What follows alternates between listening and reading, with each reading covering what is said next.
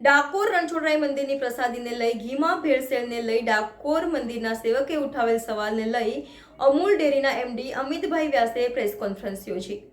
Reporter Nilesh Parmar, NN news, Dakor. દર્શક મિત્રો, NN ન્યૂઝને લાઇક, શેર, સબસ્ક્રાઇબ કરો, બેલ આઇકન પ્રેસ કરો જેથી આપને નોટિફિકેશન્સ મળતી રહે। સેવક દ્વારા જે આક્ષેપ કરવામાં આવે છે કે જે લાડુનો પ્રસાદ આવે છે જેની અંદર અમૂલ ઘી વાપરવામાં આવે છે, 4-5 દિવસની અંદર લાડુ ગળી જાય છે, અમૂલ ડેરી દ્વારા કયા પ્રકારની પ્રતિક્રિયા છે? સૌથી પહેલાં બધાને નમસ્કાર। અને અમૂલ ડેરીના ચેરમેન, વાઇસ ચેરમેન અને નિયામક મંડળ તરફથી આ સ્ટેટમેન્ટ રિલીઝ કરવામાં આવી રહ્યું છે। ખાસ કરીને જેમ આપ જાણો છો, આશીષભાઈ સેવક કરીને એક ભાઈ છે, એમને એક વિડીયો અને એક રિલીઝ આપી છે અને જેના અંદર અમૂલ ઘી વિશે વાત કરેલી છે, ખાસ કરીને અમૂલ ડેરીના ઘી વિશે વાત કરેલી છે। તો જેમ આપ જાણો છો કે તિરુપતિના અંદર બી આવી એક ઘટના બની હતી અને જેના અંદર અમૂલને ઘસીટવામાં આવ્યું હતું, પણ જાણ થાય કે અમૂલ ડેરીએ કોઈ દિવસે ત્યાં ઘી સપ્લાય કર્યું જ નથી તિરુપતિમાં, અને તેના સામે અમૂલ ફેડરેશન દ્વારા સોશિયલ મીડિયા પર જે એના પર થયું છે એના પર બહુ સખ્ત પગલાં લેવામાં આવ્યા છે અને એના સામે FIR પણ દાખલ કરવામાં આવી છે।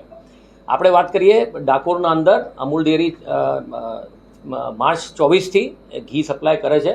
જેમ આપ જાણો છો, અમૂલ ડેરી એ લગભગ 78 વર્ષ જૂની સંસ્થા છે, જેનું બ્રાન્ડ જે આજે લોકોના દેશના નહીં પણ વિદેશમાં પણ નંબર 1 સંસ્થા તરીકે જેમ જાહેર થઈ હોય, તેની ગુણવત્તાના લીધે લોકો એને એક્સેપ્ટ કરતા હોય, અને જ્યારે આવું આક્ષેપ જ્યારે લગાવે છે, અમૂલ ડેરી એનું સખ્ત ખંડન કરે છે અને આ બધા ખોટા આક્ષેપોને એક્સેપ્ટ કરતી નથી। અને ખાસ કરીને બતાવું તો જેમ આપ બધા જાણો છો કે અમૂલ ડેરી જે ઘી બનાવે છે, એ ઘી ગાય અને ભેંસનું જે દૂધ છે એની પ્રોસેસિંગ છે, ટેકનોલોજી છે, દરેક દૂધના જે ઘીના સેમ્પલ છે કે દૂધના સેમ્પલ છે એને GC દ્વારા તપાસ કરીને અને એના પછી જ આધુનિક ટેકનોલોજી દ્વારા બનાવીને અને એ ઘી માર્કેટમાં લોકો સુધી પહોંચાડવામાં આવે છે ને લોકો એને વિશ્વાસપૂર્વક વાપરે છે, દેશમાં નહીં પણ વિદેશમાં પણ વાપરે છે।